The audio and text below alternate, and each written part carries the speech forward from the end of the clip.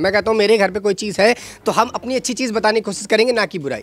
यही काम प्रधानमंत्री द्वारा किया गया है। अपने यहाँ को बताया गया है कि इतना सुंदर है, आप यहाँ जा सकते हैं। उनके कहने का मतलब नहीं था कि आप मालदीव्स ना जाइए, आप जा सकते हैं, जिसकी जैसा है। कहीं ना कहीं अब ठप होने वाला है और भारत इसमें कहीं ना कहीं रोल बहुत ज़्यादा अदा करता है। यहाँ के जितने भी सेलिब्रिटी हैं या बॉलीवुड के या जितने भी एक रिच जो कल्चर बॉयकॉट कर देंगे तो लगभग 25 से 30% जो अर्थव्यवस्था है वो पूरी तरीके से बिगड़ जाएगी मालदीव की। और 5.5 लाख सारी आबादी, क्या कुछ भारतीय संघ शासित लक्षद्वीप पर प्रधानमंत्री नरेंद्र मोदी अपना दौरा करते हैं। जी हां, समुद्र के किनारे घूमते हुए पीएम मोदी वहां पर अपने ऑफिशियल ट्विटर हैंडल से कुछ पोस्ट शेयर करते हैं और उसके बाद भारत और मालदीव के बीच विवाद छिड़ जाता है। जी हां, वो मालदीव जिसकी 70% अर्थव्यवस्था पर्यटन पर टिकी हुई है। आपको बता दें 2018 से लेकर 2023 में पहुंचते पहुंचते वहां पर भारतीय पर्यटकों की संख्या 2 गुनी से भी अधिक हो जाती है। यानी कि बड़ी मात्रा में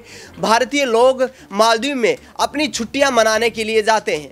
मालदीव में हाल ही में बनी नई सरकार के 3 मंत्रियों ने प्रधानमंत्री नरेंद्र मोदी के द्वारा शेयर की गई फोटोग्राफ्स पर अपनी प्रतिक्रिया दी। उन्होंने कहा कि मालदीव भारतीय संघ शासित लक्षद्वीप से काफ़ी सुंदर है और प्रधानमंत्री नरेंद्र मोदी ये फोटो शेयर करके क्या दिखाना चाहते हैं कि वे मालदीव की सुंदरता को यहाँ पर चुनौती दे रहे हैं। इसके बाद भारतीय विदेश मंत्रालय जो है वो सख्ते में आया और यहाँ से मालदीव को लगातार फटकार लगाई। भारतीय हाई कमीशन ने आदेश जारी करते हुए मालदीव की सभी यात्राओं को रद्द कर दिया। भारतीय हाई कमिश्नर मालदीव की यात्रा पर जाने वाले थे, उस यात्रा को भी रद्द कर दिया गया और यहाँ पर मालदीव को कड़ी फटकार लगाते हुए भारत सरकार ने आईना दिखा दिया है। आपको बता दें कि कोविड महामारी के दौरान जिस वक्त मालदीव ने भारत से मदद मांगी थी, उस वक्त अमेरिका ने करीब 1 हफ्ते का वक्त मांगा था, लेकिन 24 घंटे के अंदर अंदर भारत ने करीब 800 करोड़ रुपए की दवाएं मालदीव को वहां पर सेवा वितरित की और उसके बाद वहां पर कोविड महामारी के दौरान मालदीव की अर्थव्यवस्था को बचाया गया। न्यूज रूम में इस वक्त मेरी मौजूदगी है, हमारे खास प्रोग्राम सियासी पंचनामा में आपका स्वागत है और यहाँ न्यूज रूम में तमाम सहयोगियों से जानने की कोशिश करेंगे कि आखिरकार प्रधानमंत्री नरेंद्र मोदी ने जिस तरीके से कुछ फोटो शेयर की और विवाद छिड़ गया, उस पर क्या इनका सोचना है। अक्षय मेरे साथ मौजूद है। अक्षय, जिस तरीके से प्रधानमंत्री नरेंद्र मोदी ने यहाँ पर अपनी जो है फोटो शेयर की और उसके बाद लगातार जो है मालदीव के प्रधानमंत्री हों या फिर उनके मंत्री हों लगातार तीखी टिप्पणियां करते हुए नजर आए, उसके बाद जो है पूरा जो विवाद छिड़ गया, क्या समझते हैं इस पर आप?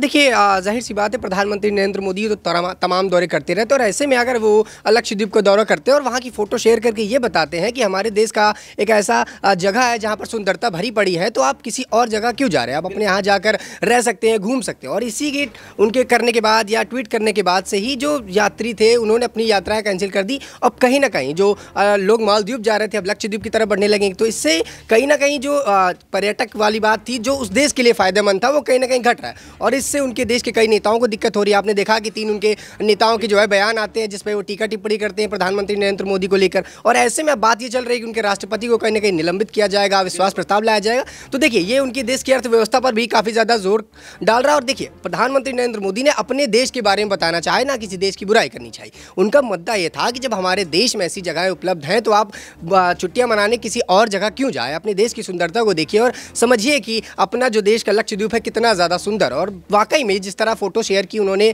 और देखा जाए तो दोनों में से कंपेयर किया जाए तो लक्षद्वीप ज़्यादा बेहतर लगता है मुझे। तो इस हिसाब से कई प्रकार की प्रतिक्रियाएं आ रही। अब देखना यही है कि आगे आगे प्रधानमंत्री नरेंद्र मोदी की तरफ से क्या प्रतिक्रियाएं आती हैं। उधर उनकी देश की तरफ भूचाल मचाई हुआ है।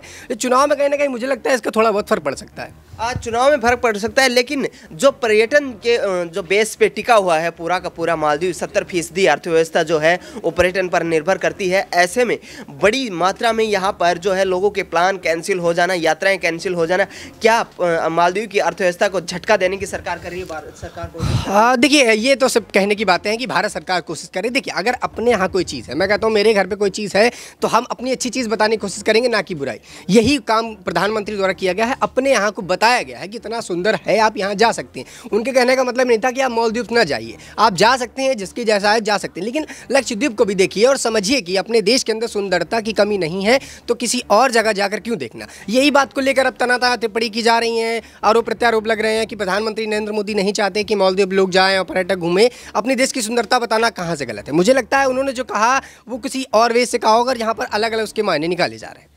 बिल्कुल, यहाँ पर जिस तरीके से आकाश ने बताया कि अलग अलग मायने निकाले जा रहे हैं और एक तरीके से मालदीव की अर्थव्यवस्था को यहाँ पर करारा झटका लगता नजर आ रहा है। एक तरफ जिस तरीके से 3 मंत्रियों को वहाँ से बर्खास्त कर दिया गया है, तो दूसरी तरफ प्रधानमंत्री नरेंद्र मोदी के ऑफिस की तरफ से कहा गया है कि यहाँ पर मालदीव की अर्थव्यवस्था की जो मदद भारत के द्वारा की गई थी और कोविड महामारी के दौरान मालदीव को जिस तरीके से बचाया गया था, वो वाकई में यहाँ पर एक सराहनीय कदम था। अमेरिका ने जिस वक्त भारत के समक्ष वहां पर जिस तरीके से तमाम उस मेडिकल सुविधाएं देने से इनकार कर दिया था और एक लंबा वक्त मांगा था, लेकिन भारत ने वहां पर सुविधाएं पहुंचाई। हमारे साथ यहाँ न्यूज़ रूम में मेरे सहयोगी मौजूद हैं। जिस तरीके से मालदीव यहाँ पर जो है आंख दिखाने की कोशिश करता नजर आ रहा है भारत को, और हाई कमिश्नर ने यहाँ पर लगातार जिस तरीके से एक्शन में आकर और तमाम यात्राओं को कैंसिल करवा दिया गया, क्या ये मालदीव की अर्थव्यवस्था के लिए करारा झटका लगने वाला है? जी बिल्कुल, क्योंकि मालदीव की जो इकोनॉमी है वो 28% वो टूरिज़्म से आती है,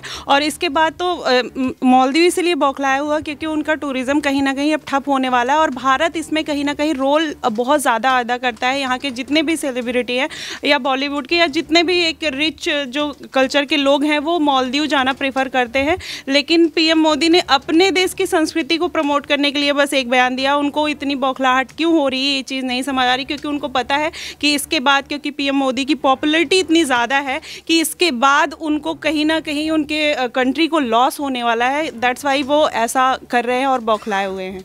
बिल्कुल, तो यहाँ पर जो आर्थिक नुकसान है वो काफ़ी होता हुआ नज़र आ रहा है मालदीव को। जिस तरीके से पीएम मोदी ने वहाँ पर लक्षद्वीप जाकर समुद्र के किनारे टहलते हुए घूमते हुए जो तस्वीरें साझा की हैं, उससे कहीं ना कहीं सरकार में जरूर बौखलाहट का माहौल है। यहाँ पर जो है अक्षय मेरे सहयोगी मेरे साथ मौजूद है। अक्षय, जिस तरीके से मालदीव की अर्थव्यवस्था जो पर्यटन पर टिकी हुई है, प्रधानमंत्री नरेंद्र मोदी जाते हैं लक्षद्वीप और वहाँ से ट्वीट करते हैं, लेकिन दूसरी तरफ से जब प्रतिक्रियाएं वापस आती हैं, कहीं ना कहीं जो है ऊंच नीच और एक तरीके से जो दिखाने की कोशिश की जा रही है कि मालदीव का पर्यटन भारतीय पर्यटन से बेहतर है। तो क्या ऐसे में केंद्र सरकार यहाँ पर मालदीव का करारा झटका देने की कोशिश में है? बिल्कुल, देखिए झटका लग सकता है, इस बात में कोई दौरा ही नहीं है। आप देखिए जो मालदीव की अर्थव्यवस्था, लगातार ये बात कही जा रही है कि मालदीव की अर्थव्यवस्था पर्यटन पर निर्भर है, और मालदीव का जो पर्यटन है उसका 1/3 हिस्सा भारतीय है, या कहें कि मालदीव में हर साल जितने पर्यटक जाते हैं उसके 1/3 भारतीय होते हैं। आप इस बात से अंदाजा लगा सकते हैं, अगर इसका सीधे तौर पर आप गठजोड़ भी निकाल लेंगे, अगर भारतीय यहाँ पर पूरी तरीके से मालदीव का बॉयकॉट कर देंगे तो लगभग 25 से 30% जो अर्थव्यवस्था है वो पूरी तरीके से बिगड़ जाएगी मालदीव की, और 5.5 लाख सारी आबादी क्या कुछ भी कर लेंगे यहाँ पर। और आप ये देखिए कि जब ये पूरा मामला सामने आया, जब यहाँ पर प्रधानमंत्री नरेंद्र मोदी पर इस तरह की आपत्तिजनक टिप्पणी ये की गई थी उनके मंत्रियों के द्वारा, तो यहाँ पर तमाम तरीके से उसका विरोध किया गया। यहाँ पे बॉलीवुड के अभिनेताओं के द्वारा, क्रिकेट जगत के यहाँ बड़े चेहरों के द्वारा, यहाँ तक कि यहाँ पर विपक्षी दलों के नेताओं के द्वारा भी आलोचना की गई है मालदीव की। और यहाँ पर ये तक खबरें आई हैं कि जो टूरिज्म इंडस्ट्री भारत की है यहाँ पर, उसने भी कहीं ना कहीं बॉयकॉट का मन बना लिया है मालदीव का। ऐसे में अगर इसके लिए भारत के लोग अगर यहाँ पर अपने कदम आगे बढ़ा देते हैं मालदीव के बॉयकॉट के लिए, तो निश्चित रूप से मालदीव खतरे में आ जाएगा। यहाँ पर अक्सर जिस तरीके से बॉयकॉट की खबरें आ रही हैं, तो मालदीव एक छोटी सी अर्थव्यवस्था है, और यहाँ पर यदि ग्लोबली बॉयकॉट होता है, यदि दूसरे देश भी यहाँ से यदि मालदीव की इस प्रतिक्रिया का जो है खंडन करते हैं, तो कहीं ना कहीं ये देश की अर्थव्यवस्था जो है वो खतरे में नहीं पड़ जाएगी? क्या यहाँ पर जो रोटी के लाले देखने को नहीं मिलेंगे? बिल्कुल दिनेश, इस बात में कोई दौरा ही नहीं है। आप फिर वही बात मैं दोहराऊंगा। आप देखिए जितनी मालदीव की अर्थव्यवस्था है उसका 70% उनको टूरिज्म से मिलता है। अब उस 70% का 1/3 हिस्सा भारत से आता है। आप सीधे यहाँ पर निकाल लीजिए, यानी कि करीबन 25% पूरी अर्थव्यवस्था की बात हो रही है। आप टूरिज्म छोड़ दीजिए मालदीव का, यानी कि जो मालदीव की पूरी अर्थव्यवस्था है वो पूरी अर्थव्यवस्था 25% भारतीय पर्यटकों पर निर्भर करती है।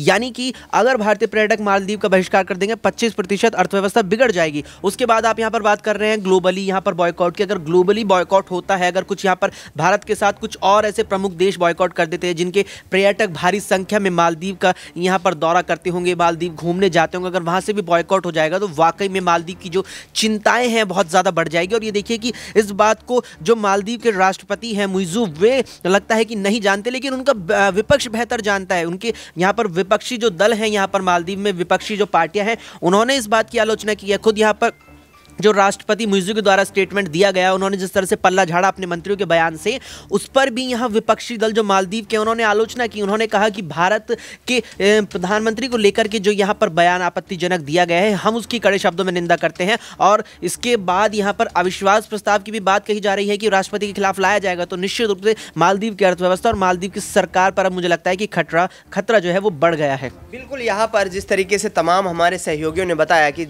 मालदीव की अर्थव्यवस्था पर अब खतरा मंडराता नजर आ रहा है।